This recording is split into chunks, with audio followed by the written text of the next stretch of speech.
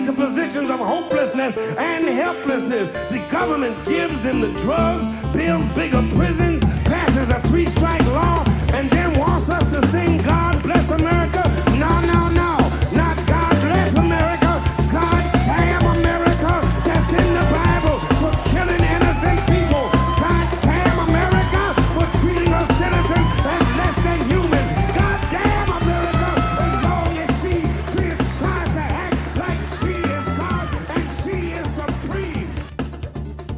Okay, hello everyone. Welcome back to another edition of Pod Damn America, the Gothic Socialist podcast for idiots. Hello, I'm Jake Flores. Anders Lee is here. Anders Lee here. Alex Patak is here. And I'm a spooky skeleton. Welcome to the show. That's right.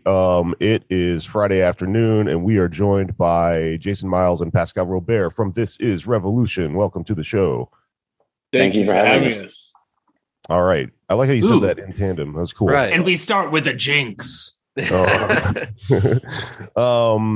Anders, why don't you lead us into this episode as you organized this? And I'm going to hang back since there's 5 of us on the podcast and try not to interrupt anyone too much. I think we should go the other way with it, where if you have any thought, no matter the caliber of it at all, just start yelling into the mic. There's no way of knowing when anyone's talking on Zoom. It'll be fine. It'll be haunting in a way. That's how we roll on this show. We're gonna raise our hands like proper school children. Yeah, Take like stack. a DSA meeting. Have you guys ever done that where you can click the hand button on Zoom? If I I enjoy thought you were gonna say something else. Point of privilege. Point of privilege. if anybody does anything funny today, I'm going to snap my fingers. Jazz hands.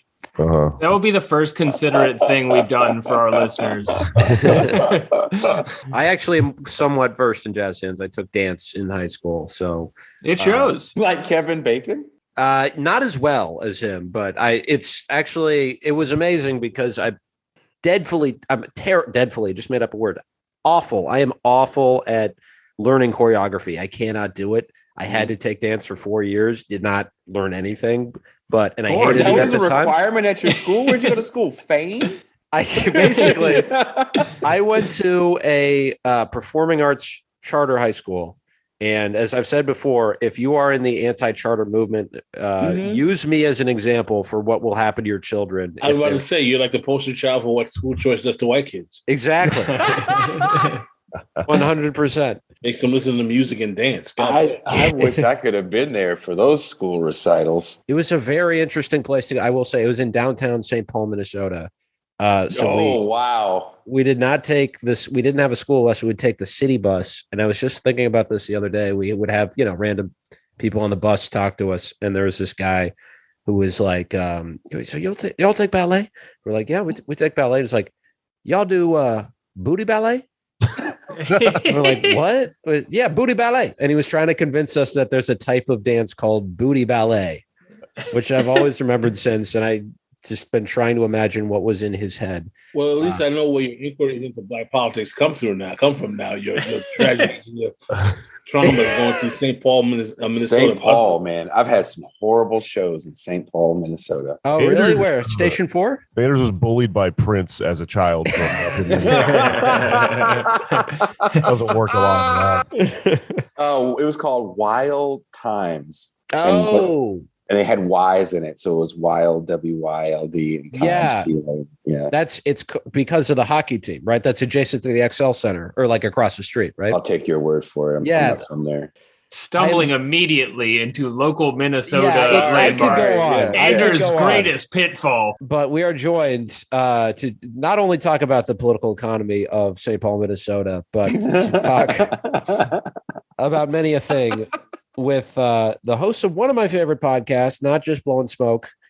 This is Revolution, Jason and Pascal. Have a lot of topics that I think people should. I really do mean this. I want more leftists to listen to This is Revolution, and specifically more white leftists, because there's kind of a stereotyped idea out there when you talk to when I find myself talking to white comrades and about essentialism or anti-essentialism, they're like sympathetic to what I'm saying a lot of the time, but they're like, well, yeah, but you can't say that around black people or black comrades because they're just not gonna get it. And what They're I not feel gonna like understand. You gotta talk to them like the children. Right.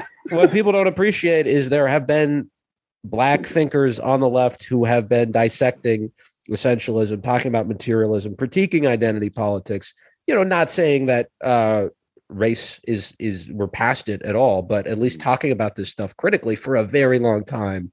So I just want to get that out the way. I think more people who are of my pigment should listen to This Is Revolution.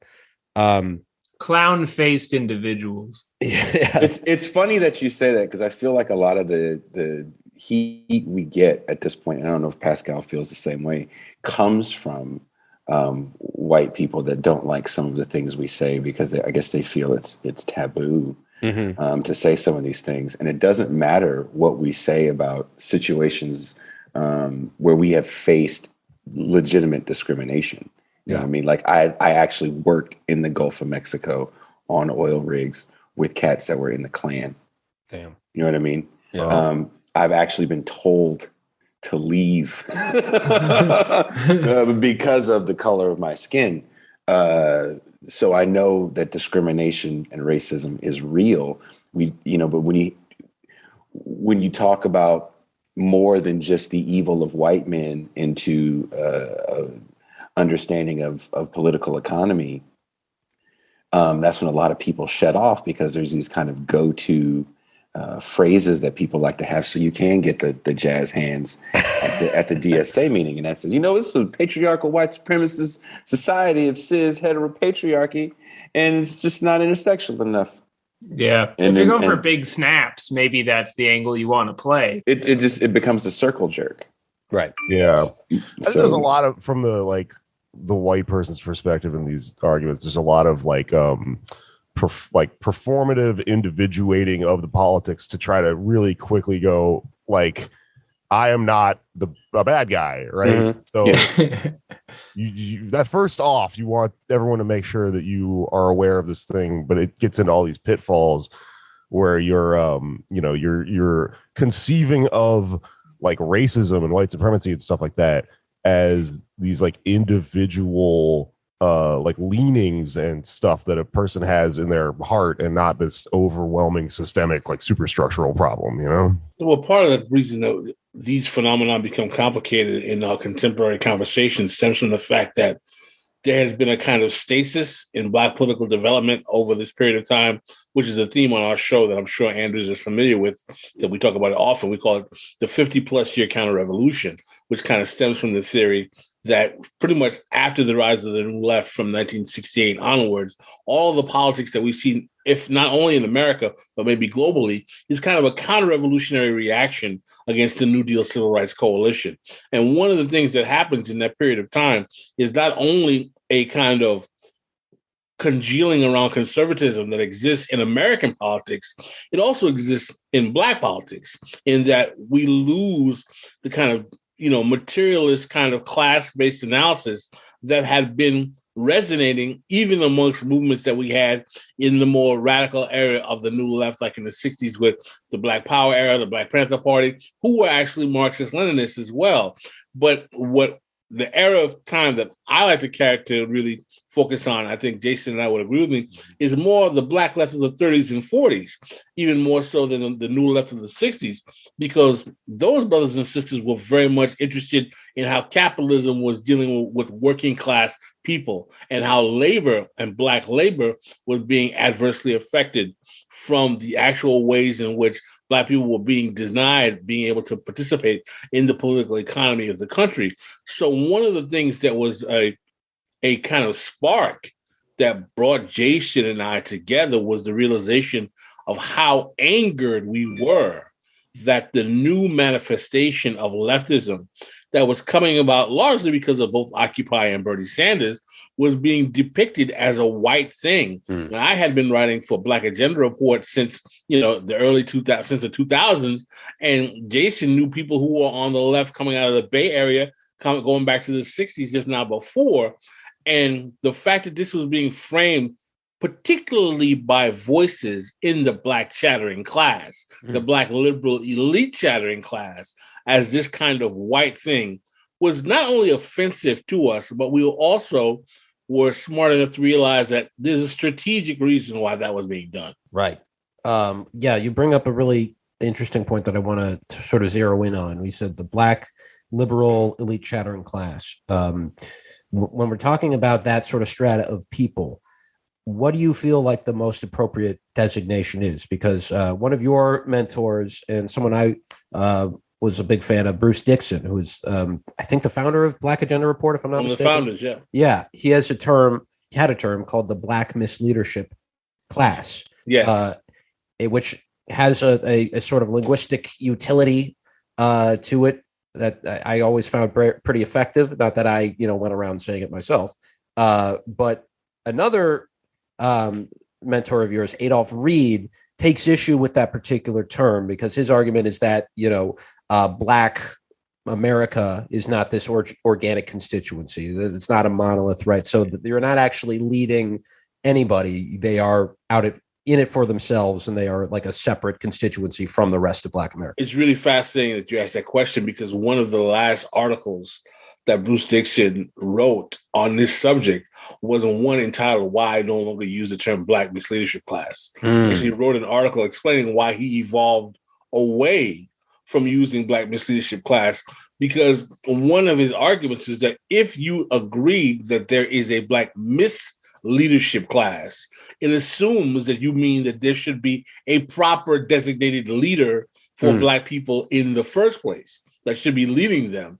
And I think what Adolph Reed is trying to suggest is that the problem is that we believe that Black people need to be led in this kind of race relations format in the first place. Yeah. We had a guest on our show whose name is Dr. Zine Magabane. We got to be in contact with as a result of having Adolph and Tori as a guest. And she has a wonderful article talking about how part of the problem we have with how we discuss race in America is that it still comes from the perspective of race relations. Mm-hmm. And what is race relations? Race relations is a 19th century concept that is literally created by ruling class capitalist elites to use Black racial ventriloquists, if you will, to broker for Black people in a period of disenfranchisement when Black labor and white labor were working together during the populist movement to literally challenge Southern urban capitalism. So this formula of race relations was implemented as a strategy by corporate ruling class actors to neutralize the capacity of Black people and white people to utilize their desire to challenge labor and capital together to come to a solution to meet their needs as workers. So race relations, even though it sounds like something that is normal and good, is a strategy of demobilization. And one of my main problems, and I think that Jason would agree with me, and I'm going to pass the mic to him, is that most of Black politics is still rooted in the assumption that we need race relations. In other words, Black people are not viewed as citizens. They are viewed as a group of people that needed to be related to wholesale with brokers or racial ventriloquists doing the puppeteering. Jason, I'd like to hear your thoughts. I mean, you said it all. What am I going to say? I'm just going to jump on the back of that and be like, Booker T. Yeah. I'm actually it's funny. So I do a monthly video essay. And the latest video essay is something that I've been trying to do for months, actually. And all the other ones kind of came out of me having difficulty with this, how to frame it. And I'm basically basing it off of one of Pascal's pieces he wrote a few years back about a man named Clarence Avant and the Kerner Commission report. Yeah. And it has a lot to do with what I call the second Black exploitation era, which is the 90s and the movies that came out of that, Boys in the Hood and Menace to Society and Juice, movies that I love and I'll still watch if they come on, but they're very much based in the Moynihan report and the importance that the ruling class felt in this cultural production for Black people. As the country was burning, all of a sudden you start to get Black exploitation movies, you get Black news anchors, you get Black TV shows. We need, Black faces in certain places, right? And I'm trying to pose a question. I'm still trying to figure out how to write the essay part of it as I'm compiling a lot of footage and watching way too many documentaries about Black film. But there's this kind of through line in everything I'm watching, regardless of the era. That is, if we can control our own cultural production, then we'll get there. I never really know where there is. Mm. Is it liberation? Is it equality? Inverted quotes, liberation. So I don't know where there is, because by the time we get to the 90s, fuck that. By the time you get to the 80s, the mid to late 80s, Spike Lee is a Black man who is controlling the cultural production. But what does it mean when an upper middle class cat is making movies that reinforcing underclass ideology? So who is really controlling this level of production? Go ahead, Pascal. Just to clarify, what is underclass ideology? If you guys aren't familiar with the concept, underclass ideology is basically a term of thinking, and it comes about in the late 70s and early 80s about poor Black people, inner city Black youth, and it promotes the idea that poor Black people are not poor because of a failure of capitalism. They are poor because they are culturally defective, and they are so culturally defective that they are unable to be integrated into the normal function of a normal American economy. Now, underclass ideology was not only something that was being touted by conservative whites and conservative Black voices. Liberal Black academics were using this as a rationale for some of the worst in neoliberal policies like mass incarceration, welfare reform, and all of the other horrible Clintonian policies that come about in the 90s, comes out of this whole period of time where it's convenient for, and you guys are leftists, so the pivot to neoliberalism that starts in the 70s, that goes through to the 80s, to start to rationalize poor Black people who are surplus redundancy, not exclusively surplus redundancy, but who are disproportionate to being dysfunctional and unable to be solved in terms of their problems. And it becomes convenient because now you can start doing things like building prisons instead of actually building union jobs to facilitate a means of disposing of this population. And what's really important about that era, and I know that you guys want to get to some questions about like law enforcement and things like that, but what's really important about that era is, as there's certain gains Black people, goddamn bill collectors, as there's certain gains, for real, as there's certain gains Black people are starting to get through the passages of the civil rights laws and housing laws. Black people are starting to get into more union jobs. There's now we're getting to the trend of deindustrialization. So we're losing more and more jobs as well. And also when you had, and I talk about this in the last video essay we did, Welcome to the Terror Dome, when you get to the kind of final migration of Black people towards, during the 40s, the move west, places like LA have so many, I think it's the number 2 place for car manufacturing in the country. Yeah, but not everybody that moved over got a job. Right. Yeah. So you also have a subset of, and that's what you mean by surplus population. Yes. Yeah. Right. So first of all, they're leaving the South because you've Fordism, right? So you have now the job no longer needs as many hands. You've mechanized farming, consolidation and shit like that. Well, you have I can't talk right now. Automation. You have automation now in certain farming industries that you didn't have before. So people need work. You start going where work is. It's always going to be in major metropolitan areas where you have an industrial sector, right? These people move to these industrial sectors. LA, the best industrial sector, because it never had the specter of segregation like the South. It had it over the years, but it ain't Mississippi by any stretch of the imagination, especially for Black people. So by the time these cats get to LA, you have one part of the community that is integrated into this workforce. They do get some of these jobs while they have it, but you have another part that's living off of the system. So as you have white flight coupled with industrial flight, that hurts the tax base, the municipal tax base. So now you can't really pay for a lot of these programs. Compound that with the fact that around 70, 71 or 70, I believe, Reagan becomes governor. And he runs on a platform of trying to destroy welfare. He wants a workfare system. And there's still a liberal enough government in California to push back. But the seeds are already planted to start cutting back and saying things like, this dude's got to go to work. I don't care if the job is less money than what you'd get with your benefit, but now you have to go to work because we don't want people living fat off the system. So this is where we get the welfare queen. Starts with Reagan as governor of California.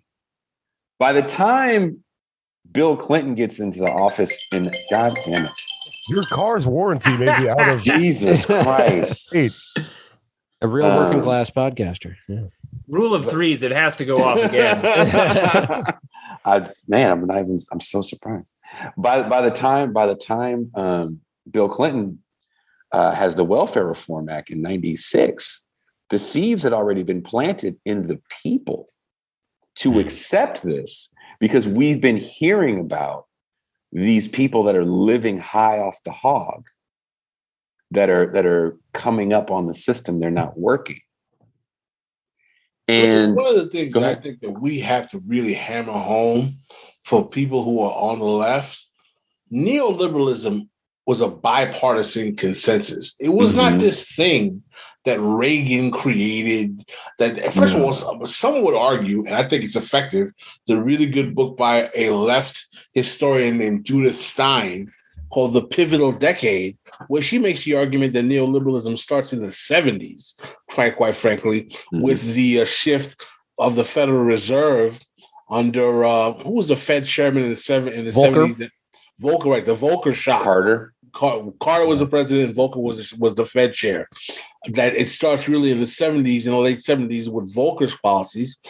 And that it really, some argue that it starts under Nixon with the pivot to Milton Friedman, integrating aspects of Milton Friedman into capitalism as well. But either way, it does get adopted and it does go full tilt with Reagan. Let's not deny that. But Bill Clinton is a steward of neoliberalism in the Democratic Party wing, without a doubt, without any imagination.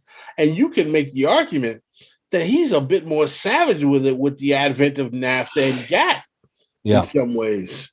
Hope 6. Well, one thing I do kind of want to go back even earlier than that is the 60s with Johnson, which on an economic level, certainly not neoliberal, but you mentioned the Kerner Commission, the war on poverty, right? We tend to think of it. I tended to think of it until recently. I said that was just giving people money. That sounds good. But there was this whole managerial strata there, this whole goodness of pathologizing, like the Moynihan Report, Black America, based white paternalism. Basically, did that sort of set the seeds for that sort of those phenomena that you're talking about that hit underclass ideology? Well, yeah. And also remember, you're setting into place programs that say things like, if there's an able-bodied man in the house, you can't get your certain benefits. So there's people that their job is to make sure that there's no men in your house. They're going through, it's like, you want to live in this housing, this government housing. We got to make sure that there's no able-bodied man staying here. So we're going to go through your drawers. Oh God. So you also start to see the separation of the family, because again, underclass ideology starts with these fatherless Negroes just can't get right.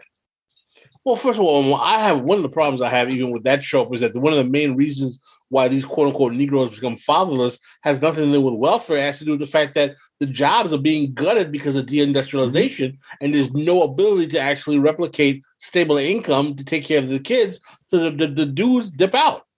It's not that complicated.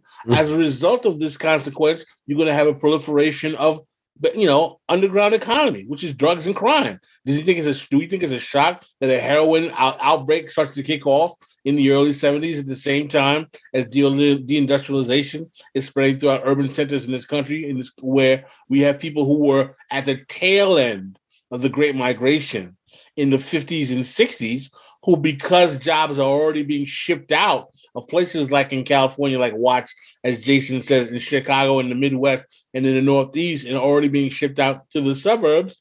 Now they're in urban centers that are totally gutted. There's no economy, and the only economy that there is the underground economy of heroin and drugs, which causes a proliferation of crime. And by the way, crime stats start to pick up in the 60s before the war on poverty legislation. That's a fact. A lot of people fail to realize that there's an urban crime increase going on in large numbers in the 60s, simply because the late wave of Black folk who are coming in during that Great Migration period in the 40s and 50s are not finding jobs. Shocking, surprise. And again, what happens as these tax bases are moving? These businesses are moving. These people are leaving the city. You don't have the money to fund these very large housing complexes that are also massively segregated. So now you start to have these housing complexes that are extremely underfunded. So that means that the maintenance goes to hell and they become a blight.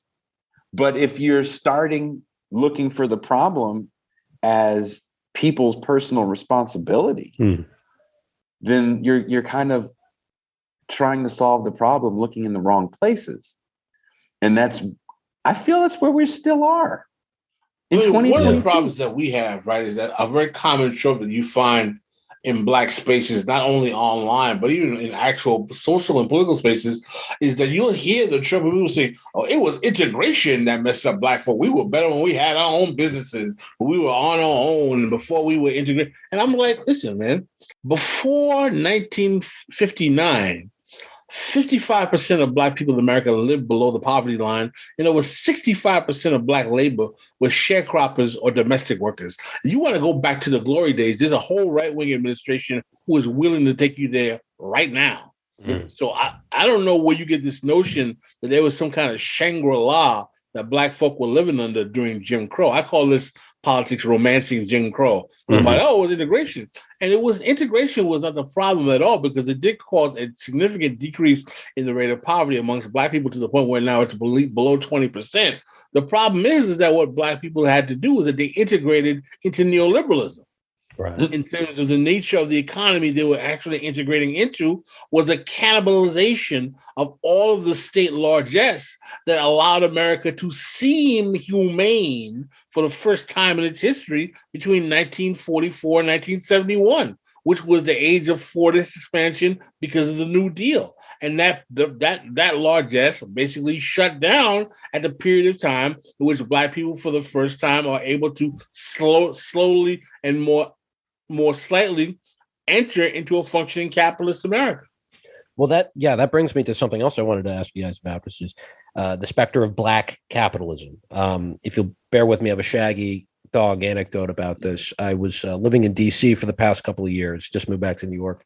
But 2 years ago, I was volunteering for Janice Lewis George, who was a city council. Now she's in the city council, but she was challenging Brandon Todd, who was part of the DC Green Machine, which is Mayor Bowser's sort of political coterie, and he was basically one of her designees in a way. And we were challenging him. And on election day, I was at the poll site, and one of his volunteers was a woman who had a T-shirt on that said "Black Wall Street." And that was kind of took me by surprise in a way, because I had always thought, and of course that's referring to Tulsa in 1921, tragic event of Black capitalism being burned and brutalized and just murder. And I had always thought of that as like, well, that's part of the hidden history that only radicals know about. That's, that they don't teach you in the liberal classroom. But it occurred to me that a lot of people take that example and go in a completely different direction with it. Obviously, I'm not going to win a debate with this woman on really anything. But what do you say to people who look at the example of Tulsa as something we have to not just sort of abhor, look back on in terror, which it was, but also sort of use it to romanticize Black capitalism? How do you address that? Kudos to the Richard Nixon and his administration for implementing Black capitalism as a strategy to neutralize Black radical politics. It worked so well that it was carried on through every administration since then, and it's still a mainstay of Black politics to this day. It's the most consistent policy of every presidential administration since Nixon towards the Black people is to support Black capitalism. That's a fact. I wanted to ask a question about your opinion on, like, I think this plays into this, because when you were talking about underclass theory and how it operates, I was thinking a lot about like the idea of like Black excellence, which is a thing I'm not entirely sure the exact definition of, but it's just this concept of like it's me. It's me, Jay. Right. It's the This Is Revolution podcast. It's excellence. But like this concept of holding up like these sort of people that achieve a lot from the Black community as examples of. I want to let Jason hit this one out of the park. I'm going to sit back. I don't know if I'm going to hit it out of the park, man. My head is in a different place. It's not. Pascal is always on like hot take. Pascal comes out of law, right? So he can talk to you like, I'm going to trial and I have to say the thing that's going to woo the jury. I'm more boring and cerebral. If you look at the 70s as the era, especially, let's just talk pop culture production, right? Some historians refer to this era in cinema and TV as the Super Spade era. Whoa. Or Super Negro, right? Superfly, Shaft. And then as we get to the Reagan 80s, you get into the Cosby era. And Cosby had kind of been working on this project from jump, right? He is Black excellence personified. And the only thing that really ruins that is his horrible drugging and raping problem. Yeah. But if you think about the symbol, that the image that he was creating for himself as the wonderful husband, he was a bit of a philanthropist as far as actually funding some early Black movie projects. I think he was one of the early funders, even in Sweet Sweetback. Did you know he's responsible for there being Black stunt people in Hollywood? Yeah. Bill Cosby, again, this is Black excellence personified. I'm always watching Bill Cosby and I'm thinking, no way does this guy do his own stunts. That's got to be somebody else. Another guy with a sweater they have to bring out. but like think about a person that, who can you think of who's had a career as long as Cosby, that high as long as Cosby, from the late 50s, early 60s, literally up until the allegations really derailed him in the last maybe 5-6 years. He's been an A-list, top-tier celebrity for some time. And when we look at the idea of Black excellence, he gave you the roadmap and the imagery of what it is. And also we have to remember that Black people are now, after the Johnson administration, are starting to get integrated into the middle class as well. 1973, Ebony Magazine, in August of 73. And for the listeners, you can go on Google, and Google actually has all the Ebony magazines in the archive. And they have a whole edition on the Black middle class. And it was one of the more fascinating reads. Me and Pascal have talked about this ad nauseum, because the articles, some of them were like Marxist critiques of how this may play out.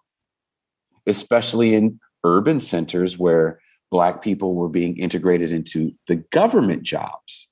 Mm-hmm. So they had an aligned voting bloc with the people that were receiving government assistance. This was very different from the Sun Belt states, places like Atlanta, who has their first Black mayor, but he's bringing in private industry, Coca-Cola, the new airport. But you have Black people being integrated into a private class. They care not about the lower class. They're not aligned voting wise. So for me, Black excellence really starts in the mid 70s.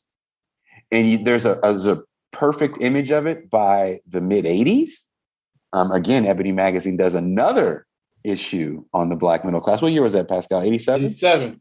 And we never really left the idea of Black excellence, right? It's Black capitalism at its best.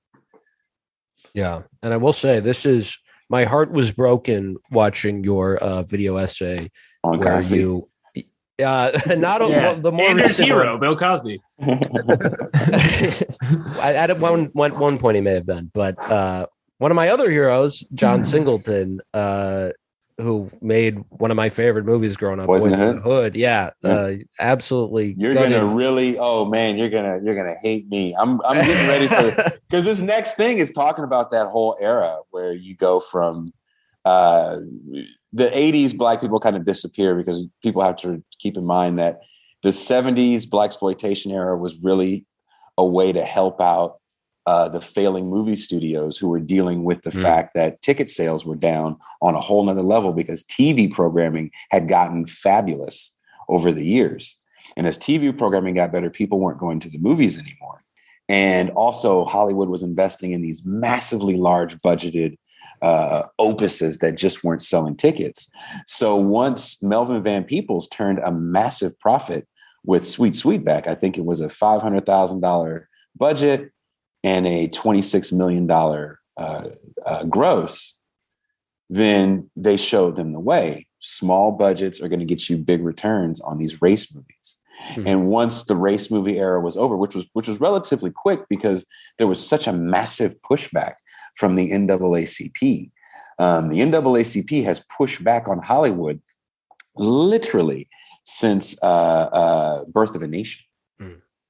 And the influence got large enough where it was like, okay, well, you can't do these super spade movies anymore because we literally have people now in the studio that don't want to do these super Negro movies anymore. And then you start seeing Black people integrated into cinema, maybe playing neoliberal versions of the super spade role with a white counterpart. So look at a movie like Lethal Weapon. Mm-hmm. And think of Danny Glover, who probably would hate me saying this out loud. But he is a comrade. He is. He is. And I've actually met him in real life. He probably hates me saying this out loud. But, he's neoliberal Shaft in Lethal Weapon. He's still a bit of a super Negro in Lethal Weapon, as most cops are. But he's more professional. He, again, is pissing Black excellence in that film as well. So go ahead, Pascal. I was going to go down another rabbit hole. No, I mean, Black excellence is basically a lifestyle manifestation of Black capitalism for Black people. That's basically what it is. It's a lifestyle manifestation of an attempt to sell a certain type of demonstration of Black success to a community that faces a challenge in neoliberal capitalization, neoliberal capitalism, in which they are disproportionately being rendered to poverty. But because in the era of Obama, we can say that, look, we have arrived, that kind of shiny object type of dangling of the new Black excellence in the face of this community is supposed to be some kind of ideological salve for the fact that capitalism is still disproportionately cannibalizing them in a way that is rather atrocious. So it's kind of like one of these, low-grade racial psyops that you see within the Black community all the time, within Black communities all the time. You also get the rise of the $1 Million Athlete in the 80s as well. Right. There's a period of hyper-capitalization of Black cultural production that kicks off in the 80s. Like in the 70s, we have blaxploitation movies, we have soul music, we have R&B, we have Soul Train, we have funk, we have all that stuff. But in the 80s, there's this hyper capitalization. We have multi-million-dollar athletes. We have black films. You have new forms of black music videos. You have hip hop.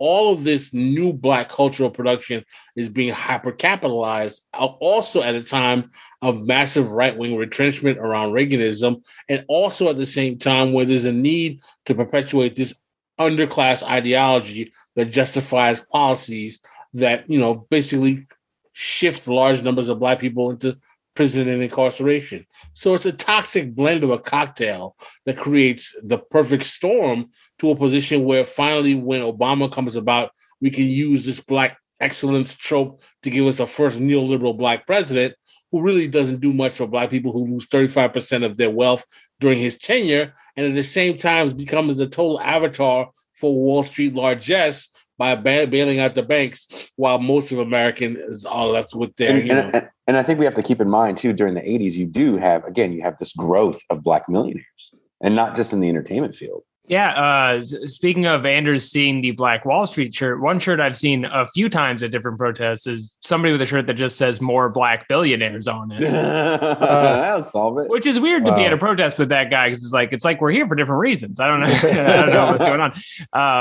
Black Jeff Bezos will be nicer.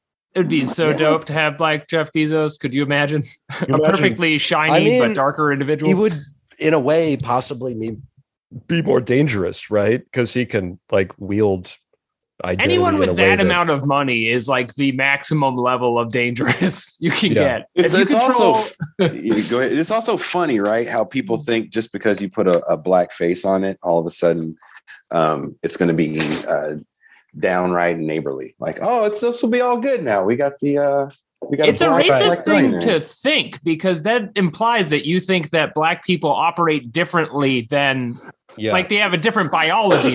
Essentially is what you're saying. Like they're inherently nicer, I guess. Or progressive, or politically progressive. Yeah. The reason I asked about that, black excellence thing is I really simple, probably reduction of this that I just have in my brain all the time that I look at it is that that looks like a version of the way the Horatio Alger myth works in capitalism in general, to sort of reinforce the stratified system of capitalism by going, look, one person can make it work, therefore the system isn't broken, all of you just aren't working as hard as this other person. When in reality, shouldn't we be building a system that works for people that aren't excellent? I'm not excellent. I would like to be able to live in society, By definition, we can't all be excellent. Right. It wouldn't mean anything. The whole purpose of excellence is that only a small sliver of people can achieve it. Yeah. Do you I'm curious though, what we're talking about, especially cinematically, that moment, going through the 90s of representation. Do you think there are some subversive works that got through? I'm thinking of you mentioned Melvin Van Peebles, his son Mario did movie Black, I think it was just called Black Panther, or Panther, if I'm not mistaken. He did Panther, and if you watch Panther, there's a scene where they pan down and you see my house in Richmond, California. Really? Yeah. And that's intentional. Or even we mentioned John Singleton, and Boys in the Hood has some very reactionary elements, but Poetic Justice is a working class story. Poetic Justice is a horrible film. Come on, let's be honest. Let's be honest. I'm enjoying this. What was Janet Jackson talking about? You remind me of my mother. And you're like, well, you never talked about your mama the whole goddamn time, motherfucker. Now you want to bring this bitch up? I don't even know what the fuck you're talking about. You're killing my idols here. I think once we get to the point where we're looking to pop culture to be the vanguard of the revolution, then we should give up believing we're going to have a revolution. Look, Anders, everything you're talking about right now, I wish you were with me here in Mexico, because I would love to use you right now to help me write this thing so I can finally put all these images together that I've collected for this video essay. I'm not saying that pop culture can't reflect. Listen, pop culture can reflect the political current of any time. But to think that they are going to be the avatar of a revolution, I think has been one of the biggest mistakes of various segments of the left for a long time. I was just going to say we've talked about it on this show a bunch of times, but we all work in art, but art is inherently reactionary. It takes a thing that exists and it shows you it. It's still great, but it's, you can't do anything with it. Right. No, it's not stupid, at worst, evil, basically. Okay, so if you think about, and I'm a musician, right? I toured all over the planet, fucking thinking that I'm going to change the world with a song, and it's like, maybe not. But when you look at like the 80s, for example, and a lot of what the media was saying, and this goes into what the chattering class was saying, was the problem was gang violence. No one wanted to talk about why there was gang violence. There was gang violence, people felt, because there was too many drugs, i.e. crack, and too many fatherless children, i.e. Moynihan's defective Negro trope. So if you pull up 1980s news story gangs, you're either going to see brown people or you're going to see black people. And you're going to see them these citizens complaining about drugs and gangs and violence. There was a lot of drugs and gangs and violence. And if you look at a place like LA, I used LA in that last video essay, Welcome to the Terror Dome, because I felt it was just the perfect case study of the modern city. LA is, if you guys have ever lived or been in LA for some time, it was constructed as the modern city. It's not, there is a downtown, but it's so large. It's a city built around an interstate system, right? It's not like Boston or New York, these old cities. So the concentration of poverty for Black people was really interesting when you look at LA, because that same construction of the city kind of also built in an enclave. So South Central is definitely suffering, but also at the same time you have deindustrialization, you have the ending of the Bracero program, which was the program that the United States had where they're bringing over migrant workers from Mexico legally. When that ends, a lot of cats are stuck, sometimes with their families. It's all fucked up, but you now have a new influx of cheaper now redundant labor. So when Pascal talks about this shift to mass incarceration, this is also where we start to see sentences get longer. So you have a large population of people, Black and brown, out of work, factory jobs are gone. You start to have an influx by the time we get to the late 70s, early 80s of very cheap cocaine. Crack doesn't come because the CIA sprinkled it, in the inner city. Yes, they're letting all this cheap cocaine now flow up through Mexico, which is a totally different route, right? You're getting it a little more pure. But when you look at the proliferation of gang violence during this time, it definitely comes from the fact that they now have this new source of income that's ridiculously more profitable than anything they were ever doing before. And you've kind of eliminated the industrial sector for them. So all these guys, like their parents that would have, been knuckleheads for a few years and then got a job at the factory, that shit's gone. Factory's gone. But you know what's there? Gangs and drugs. There's something I heard you say recently that really took me by surprise about this era. And because, there's a great book, Locking Up Our Own by James Forman Jr., Yes. which really goes into this specifically in DC. But the extent to which even Black radicals, people I would consider radical, were very, had the tough on crime ideology. Ishmael Reed, you said, called, and this is a guy who hates The Wire because he calls The Wire fascist. At one point, he called drug dealers fascists. He called them young Black fascists, and he said, lock them up. People don't understand the level of violence unless you lived in one of those eras at that time. My experience with gun violence, I'm from the Bay Area. Our gang culture is nothing like Los Angeles, but it's still a violent culture that we had. It just wasn't this, it didn't look the same, right? But we were dealing with like legitimate threats of our lives just because you're dealing with cats that are getting things they have no business getting, semi-automatic weapons. And they're just firing them willy-nilly because you got to blow up the next rock house because it's, or trap, whatever you guys call it now, trap house, because it's competing with yours. And these drug turfs now are worth 7 figures. So we start wars in this country for less. So you've created these areas where violence is highly concentrated. And for years, the police kind of left it alone-ish. They were there to fuck you up if they knew they could fuck you up. But overall, they weren't doing real damage. They were doing damage, but again, it's complicated because 84, the Olympics, so you get these big police sweeps. They're starting to get more advanced weaponry. They're starting to get battering rams. They are definitely tearing down people's houses that aren't even affiliated with gangs. I mean, I'm talking about tearing them the fuck down. I'm talking ripping out staircases and shit like that, and destroying everybody's property and not finding any drugs. So there is definitely a problem with police, but on the same hand, when you're asking people, what do you need? They're like, we need more cops, because even though their presence is extremely fascistic, you also have real deal criminals, and they're not going anywhere. And no one has a solution. And the only solution people can think of is lock them motherfuckers up. As a matter of fact, don't let them out. Because when you lock them up and you let them out, they come right the fuck back and they do that shit again.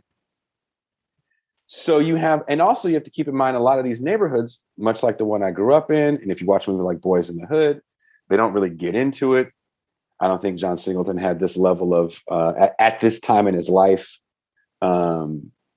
ability to kind of tell the whole story. But you see the main character, Trey, whose dad's a realtor and his mom's a lawyer, but they live in this neighborhood with a drive-by shooter and a crackhead lady that can't keep her kids out the street.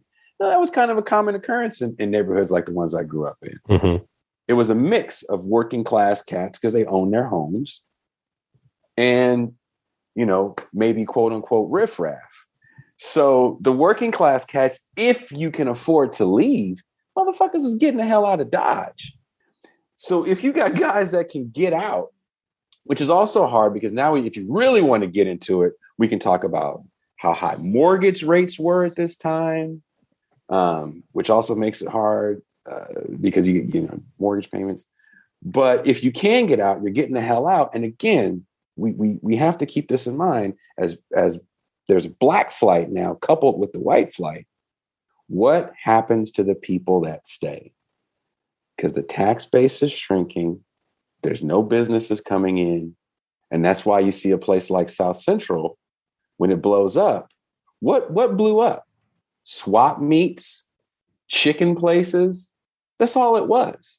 When you go back and look at that footage, how many major multinational stores blew up? I'm sure there was a few, but the majority of that shit was like a lot of cheap bullshit, because that's who you have living in the community. You have, again, a lot of migrant labor living there, undocumented, working in the outer parts of the city, because again, there's growth in the tech sector, but that's not affecting the Black population in South Central. So you just have so many people kind of concentrated in these shitty, the police are fucking with you, the gangs are fucking with you.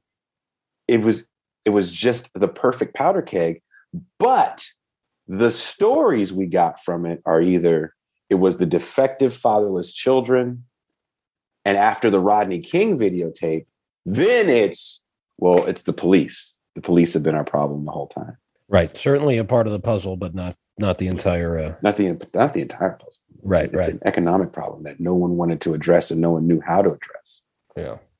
Well, I'm curious about in that era specifically, if we could sort of try to end on somewhat of a positive note, and maybe you just dispel me of this misconception as well, but I've always been very fascinated by the Rainbow Coalition of that era. There's different Rainbow Coalitions, but Jackson's campaigns in 84 and 88, which you guys were around for. I don't have any living memory of it, but I had an uncle or a great uncle from Iowa who caucused for Jesse Jackson. And this is like an old white guy with an electrician missing a index finger who caucused for Jesse Jackson. And I remember learning that and being like, how did that happen to his index finger? He touched an electrical line and it got zapped off. Oh, you don't want to do that. No, touch the rainbow. He became the rainbow. Yeah. Right. Maybe, you need people missing fingers to get on board. But that era, I mean, I definitely think I have a tendency to sort of romanticize it a bit. But was there a potential there that we can try and kind of tap into today? Or basically, what are your memories of that? What were sort of the flaws? I remember the Jesse Jackson campaign in 84 and 88. I remember it as being something that large members of the working class community viewed as a kind of potential challenge to the salience of Reaganism. I also realized the reaction it had within the Democratic Party was not very good, in that they changed their primary structure to include the superdelegates, and that part of the impetus behind the growth of the DLC, which took the Democratic Party to the right, was the fact that Jesse Jackson registered 2 million voters, many of whom were Black, and the Democratic Party was afraid that it was seeming too, quote unquote, Black or too much of a race party for white working class voters. And they actually did a study on the opinion of white working class voters, and based on some of the more racialized reaction, justified the pivot towards the right that became the rise of third wave neoliberalism that was endemic of the Clinton administration. So the Jesse Jackson campaign, though it was a moment in which many people saw as a kind of, an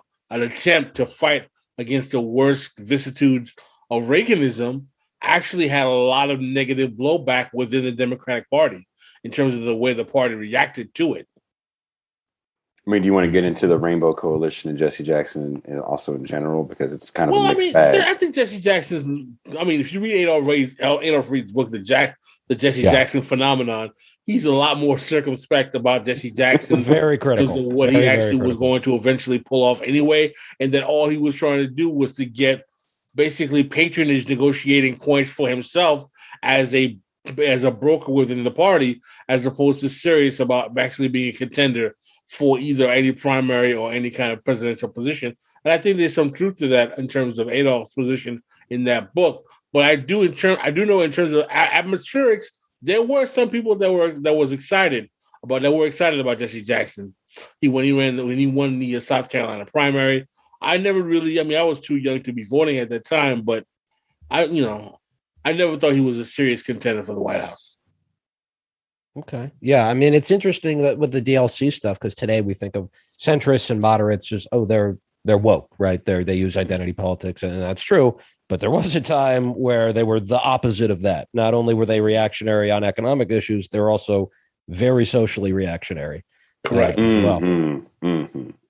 But I definitely think there's I will note that Reed's book on it is in 86, and the campaign that I think had the most momentum was 88. So I'd be curious to see if he had any new takes post that campaign. But I think the point is important, that there's a lot of potential there, I think, but there's definitely some flaws, and a lot of that has to do with one sort of central figure who, and also the mixed bag of progressive economic policies being sort of lumped in together with purely representational politics. So there were people coming to the Jackson Coalition who were union organizers, anti-apartheid activists, all that stuff. And then you also had people who just wanted a Black Miss America, basically. And it was at a point where all that stuff kind of had to be lumped together as just the general left before the right of the party started cynically co-opting representation. It's also interesting to see what happens when you challenge power, like truly challenge power. Like, let's have a couple programs that are not so race-based and actually, bottom up programs. You get the kibosh real quick. That's not going to be cool for either party. And I do find that very, very interesting. That I can't remember what was exactly one of his programs, Pascal. I know universal healthcare. That's what it was. Not free college, it was just healthcare, right? I don't think he supported free. I don't know if college was on the agenda. He definitely wanted it more affordable, but college was less. Well, yeah, it was still pricey back then, but not nearly as bad as it is now. Yeah, but he was poor single payer. Yeah, that's what it was. Yeah, and when you start challenging power to that level, power will show you who they are. I don't know if you guys are Star Wars fans, but they will blow up Alderaan on your ass real quick. Right. Planet. Was that the one? Yeah, like the whole planet. It's a wrap. I'm just thinking of Michael Dukakis in like an imperial Star Wars outfit, just pushing a button. Then Bill Clinton chokes him with his mind. But it's funny because in the worlds that we live in, there's so many people that listen to shows like ours, and they get very, very frustrated over the fact that we don't have a single payer or any sort of socialized healthcare in this country. And we did a few shows on healthcare. And on one of them, I had to go and do a deep dive on just the history of Medicare. And even before that, before like Depression era healthcare programs, and who was involved with nixing certain ideas that people had. And initially, healthcare was never going to be something that bankrupted you. The problem was widowed women.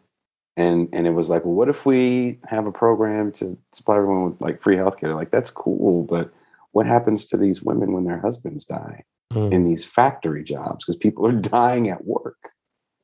We need some sort of benefit for them. So you start to see the groundwork for even modern day welfare in the 1920s within the states. And it is very race-based. But by the time the American Medical Association gets involved, which I want to say maybe is in the 1920s, they've constantly been a very strong lobby against the idea of any sort of socialized healthcare. And we were even going to get a more robust plan in the mid 60s with the Johnson administration. But what we have was even a capitulation with Medicare and Medicaid. Well, on that note, that wonderfully optimistic way to put a pin on this, we'll have to have you guys back because I did want to also talk about Donald Harris, Kamala's dad, and his sort of theories and influence on all this stuff. But we'll have to have you back for that. But you are both going to be in our neck of the woods, New York City, at the end of the month. Let's talk about that. What are you guys going to be doing? June 26th, Sublation Magazine, which is Doug Lane's Displation Media. Doug Lane from formerly of Zero Books has a new media project. And one of the first books, I think the first book that's coming out is Norm Finkelstein's I'll Burn That Bridge When I Get to It. Norm is a personal friend and definitely a friend of the show. So we're excited to go. Pascal's going to have a nice conversation with Norm. Yeah, every time I hear his name, have you heard his rap? It just started playing in my head. No. From the river to the sea, from something Palestine, Norman Finkelstein. Norman Finkelstein, he says at the end. Yeah, it's just him saying his name. He's like a Palestinian rapper who's trying to get him to rap. It's really hard to work with as a producer. You don't know what angles of his talent will flourish. Norm came on our show the first time, and I was totally sure that we were never going to have a show again. I remember listening to that. He had some interesting views of. He was. I have to say, I was not quite persuaded by this perspective, but he was defending the concept of stereotypes from a sociological. Correct. And I was pushing back, and I was like, I'm defending Jews against the Jews.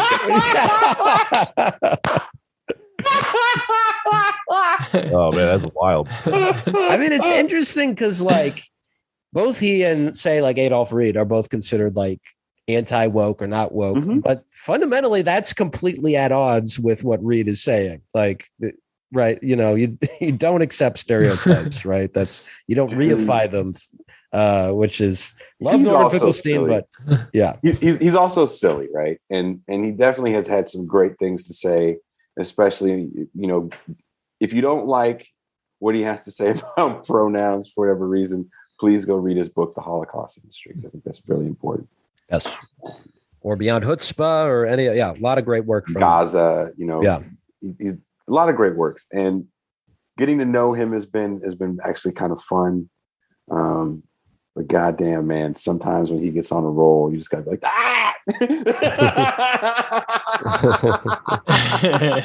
So I'm excited to have Pascal and Norm hang out with Margaret Kimberly. Oh, nice. Cool. Well, and where can people find your work and find out about Sublation? sublationmagazine.com, I'm sorry.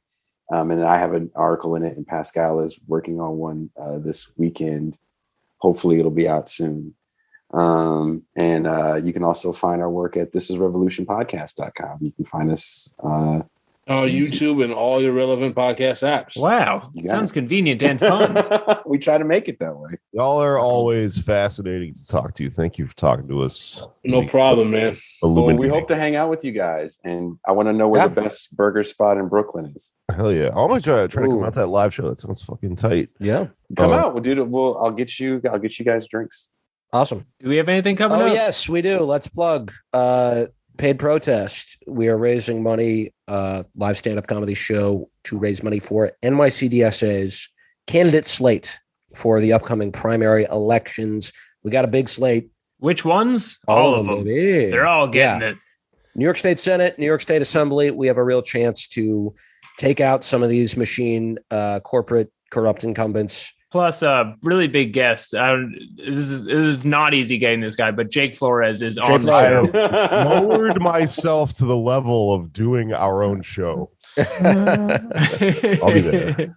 That is June 17th. Doors at 8 at the Secret Loft on 14th Street in Manhattan. Be there.